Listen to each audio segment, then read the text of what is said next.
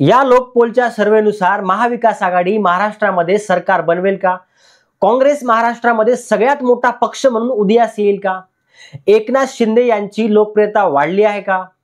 मराठवाड्यामध्ये महाविकास आघाडी मुसंडी मारेल का? या सर्व प्रश्नांची उत्तर आपण या व्हिडिओमध्ये जाणून घेऊ। नमस्कार मित्रांनो, मी पवन शिंदे महारथीमध्ये तुमचं स्वागत करतो। महारथी YouTube चॅनलला तुम्ही सबस्क्राइब केलं नसेल तर सबस्क्राइबचं बटन दाबा आणि चॅनलला सबस्क्राइब करा। तर काल आपण एका ओपिनियन पोलवर चर्चा केली जो की टाइम्स नाऊ यांनी प्रसिद्ध केला होता। त्यात आपण पाहिलं की महायुती आणि महाविकास आघाडी यांना किती जागा मिळत आहेत। त्यामध्ये महायुतीची सरशी होताना आपल्याला त्या सर्वेनुसार दिसून आलं। पण आणखी एक सर्वे आला आहे, त्याचं नाव आहे लोकपोल सर्वे, जो की लोकसभेला पण जाहीर झाला होता आणि लोकसभेला त्यांचा अंदाज जवळपास खरा ठरला होता। आणि नुकताच त्यांनी महाराष्ट्राच्या विधानसभेबद्दल एक सर्वे प्रसिद्ध केला आहे। त्यामध्ये त्यांनी काही आकडेवारी जाहीर केली आहे आणि महाराष्ट्रामधील बऱ्याच ज्येष्ठ पत्रकारांचं असं म्हणणं आहे की हा सर्वे महाराष्ट्राच्या विधानसभेच्या निकालाच्या जवळपास पोहोचू शकतो। त्यामुळे आणि लोकसभेचा यांचा जो अंदाज होता तो पण जवळपास खरा ठरला होता। यामुळे या सर्वेचं एक विशेष महत्त्व आहे। तर आपण त्यांनी दिलेली आकडेवारी अगोदर पाहूया। या आकडेवारीनुसार एनडीए म्हणजेच महायुतीला त्यांनी 115 ते 128 जागा मिळतील असा अंदाज बांधला आहे।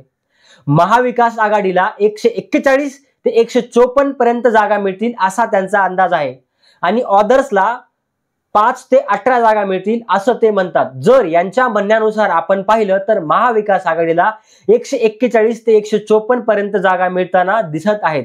म्हणजे महाविकास आघाडी बहुमतामध्ये महाराष्ट्रामध्ये येत आहे। महाराष्ट्रामध्ये टोटल आहे 288 जागा, त्यापैकी 288 पैकी 145 हा महाराष्ट्राचा बहुमताचा जादुई आकडा आहे आणि 141 ते 154 दरम्यान जर यांना सीट मिळाल्या तर महाविकास आघाडी 145 हा जादुई आकडा पार करून महाराष्ट्रामध्ये सरकार बनवण्यामध्ये सक्षम होईल असा त्यांचा अंदाज आहे। आता आपण पाहूया की नेमकं या सर्वेनं कशा प्रकारे हे अंदाज बांधलेले आहेत, कशा प्रकारे त्यांनी सॅम्पल घेतलेले आहेत। तर त्यांचं असं म्हणणं आहे, जर आपण त्यांच्या ट्विटर अकाउंटवर गेलो तर त्यांनी तिथं असं लिहिलं आहे की त्यांनी प्रत्येक मतदारसंघामधून म्हणजे महाराष्ट्रामध्ये जे 288 मतदारसंघ आहेत त्यामध्ये त्यांनी प्रत्येक मतदारसंघामध्ये 500 सॅम्पल्स गोळा केले आहेत आणि असे मिळून त्यांनी जुलै ते ऑगस्ट या दरम्यान 1.5 लाख सॅम्पल्स गोळा केले आहेत व त्यांनी त्याचा अभ्यास केला आणि त्यावर आधारित त्यांनी हे आकडे प्रसिद्ध केले आहेत।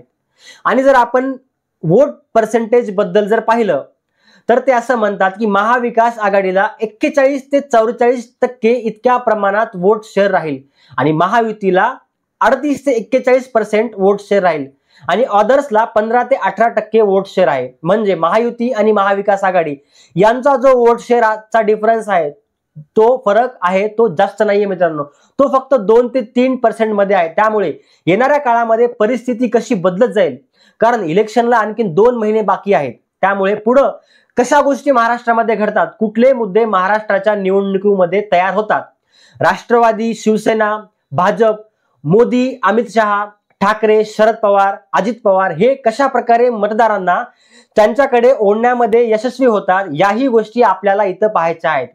आणि 2 महिने खूप मोठा काळ असतो, त्यामुळे वातावरण कसं तयार होईल ही आपल्याला इथं पाहता येईल। सध्याच्या कंडिशननुसार महाविकास आघाडी महाराष्ट्रामध्ये सरशी आहे असं दिसतं, पण त्यांचा जो वोट शेअर आहे त्यामध्ये जास्त काही फरक नाहीये। 2 ते 3%चा फरक म्हणजे तो वोट शेअर कधीही मागे पुढे होऊ शकतो।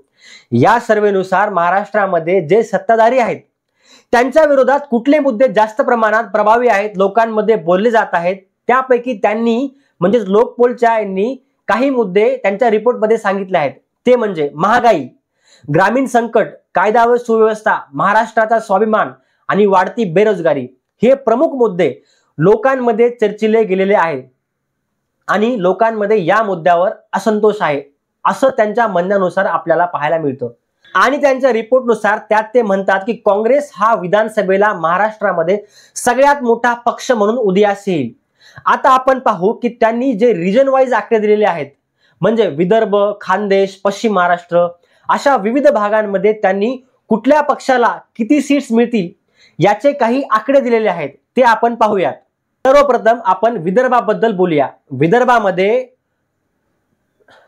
विदर्भामध्ये आहे टोटल 62 सीट, त्यापैकी महायुतीला 15 ते 20 सीट मिळतील असा त्यांचा अंदाज आहे आणि महाविकास आघाडीला 40 ते 45 जागा मिळतील आणि ऑदर्सला 1 ते 5 सीट मिळतील।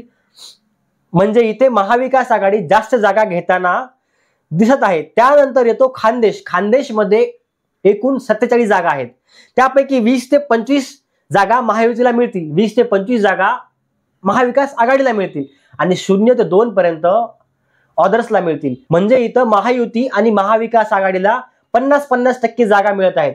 आता आपण ज्या विदर्भ आणि खानदेश याबद्दल पाहिलं, त्यामध्ये एक गोष्ट महत्त्वाची आहे की मागच्या वेळेला विदर्भामध्ये आणि खानदेशमध्ये एनडीएला म्हणजेच महायुतीला, त्यावेळेसच्या युतीला, शिवसेना आणि भाजपला चांगल्या प्रमाणात जागा जिंकता आल्या होत्या आणि या वेळेला त्या जागा आपल्याला इथं 50-50% कमी झालेल्या पाहायला मिळत आहेत।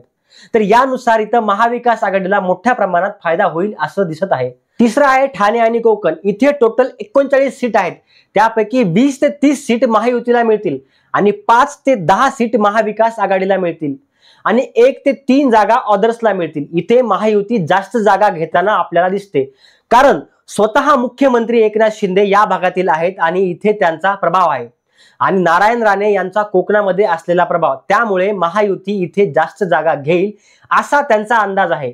त्यानंतर येतो मुंबई रिजन। मुंबईमध्ये टोटल आहे 36 जागा, त्यापैकी 10 ते 15 जागा एनडीएला मिळतील म्हणजेच महायुतीला आणि महाविकास आघाडीला इथं 20 ते 25 जागा मिळत आहेत, जे की त्यांच्यासाठी खूप फायद्याचं आहे। 0 ते 1 जागा ही ऑदर्सला मिळेल। इथे सुद्धा आपल्याला महाविकास आघाडीची सरशी होताना दिसत आहे। त्यानंतर आहे पश्चिम महाराष्ट्र। पश्चिम महाराष्ट्रात एकूण जागा आहेत 58, त्यापैकी एनडीएला म्हणजे महायुतीला 20 ते 25 जागा मिळताना दिसत आहेत आणि महाविकास आघाडीला 30 ते 35 जागा मिळताना दिसत आहेत। ऑदर्सला 1 ते 5 जागा इथं मिळतील। इथं सुद्धा महाविकास आघाडी सरशी करताना दिसत आहे। इथं महाविकास आघाडीच्या जागांमध्ये आणखी वाढ होऊ शकते असं ज्येष्ठ पत्रकारांचं म्हणणं आहे, कारण शरद पवार स्वतः इथं आपल्याला पायाला भिंगरी लावून फिरताना दिसत आहेत आणि हा पूर्ण जो पश्चिम महाराष्ट्राचा भाग आहे तो शरद पवारांच्या प्रभावाखाली आहे। त्यानंतर येतो मराठवाडा। इथं आहेत एकूण जागा 46, त्या 46 जागांपैकी 15 ते 20 जागा या महायुतीला मिळतील आणि महाविकास आघाडीला 25 ते 30 जागा मिळतील आणि ऑदर्सला 0 ते 2 जागा मिळतील। मराठवाड्यामध्ये सुद्धा महाविकास आघाडीची सरशी होताना आपल्याला पाहायला मिळत आहे। आता इथं लोकसभेप्रमाणेच मनोज जरांगे पाटील यांचा जो इम्पॅक्ट पडला होता, जो फॅक्टर चालला होता, तोच फॅक्टर चालेल किंवा आणखीन काही घटना होतील आणि त्याच्यानंतर तिथलं राजकारण बदलेल यावरही आपल्याला विचार करावा लागेल। आणखी काही मुद्दे या सर्वेमध्ये मांडण्यात आलेले आहेत, जे की महाविकास आघाडीच्या पथ्यावर पडताना आपल्याला दिसत आहेत। भारतीय जनता पार्टीमध्ये देवेंद्र फडणवीस यांच्या नेतृत्वाखाली जे सरकार चालू आहे त्यांच्याबद्दल महाराष्ट्रामध्ये अँटी इन्कम्बन्सी आहे असं हा सर्वे म्हणतो आणि या सर्वेनुसार एकनाथ शिंदे यांची लोकप्रियता वाढताना दिसत आहे। आणि आणखीन एक मुद्दा जो की खूप महत्त्वाचा आहे तो म्हणजे मागच्या काही काळामध्ये महाराष्ट्रामधील जे प्रोजेक्ट्स गुजरातला शिफ्ट झाले त्याचाही राग महाराष्ट्रामधील लोकांच्या मनात आहे आणि तो मतदान करताना व्यक्त होऊ शकतो असं हा सर्वे म्हणतो। हे झाले लोकपोल सर्वेनुसार दिलेले आकडे आणि याच्यावर कमी जास्त प्रमाणात विश्वास ठेवू शकतो, कारण लोकसभेला सुद्धा यांचे आकडे जवळपास आले होते। त्यामुळे येणाऱ्या महाराष्ट्रातील विधानसभेच्या निवडणुकीमध्ये महाविकास आघाडी सरकार बनवू शकते असं आपण यांच्या सर्वेच्या आकड्यांवर म्हणू शकतो। आणखीन एक गोष्ट आहे, आपण लोकसभेचे ओपिनियन पोलचे जेव्हा आकडे पाहतो तेव्हा आपल्याला असं दिसतं त्यावेळेस दिलेल्या आकड्यापेक्षा महाविकास आघाडीला महाराष्ट्रामध्ये जास्त प्रमाणात यश मिळालं आहे आणि सध्याचे महाराष्ट्रामधील वातावरण जर आपण पाहिलं तर जे महाविकास आघाडीला आकडे दाखवलेले आहेत 141 ते 154, त्यास असं वाटत आहे की हे आकडे याच्या पुढे सुद्धा जाऊ शकतात।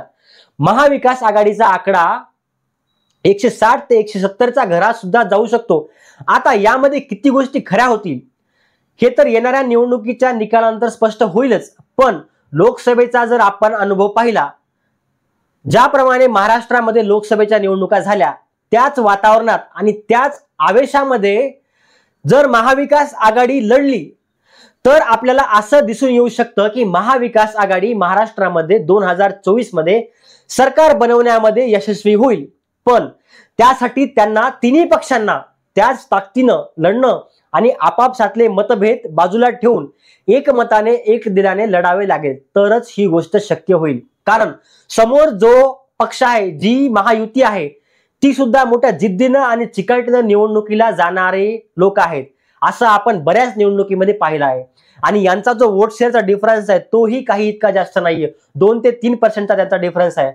तर तुम्हाला या आकड्यांबद्दल काय वाटतं? या सर्वेवर तुमचं मत काय आहे आणि कुठली आघाडी महाराष्ट्रामध्ये सरकार बनवू शकेल असं तुम्हाला वाटतंय ते आम्हाला कमेंटमध्ये नक्की कळवा आणि महारथी चॅनलला सबस्क्राईब करायला विसरू नका.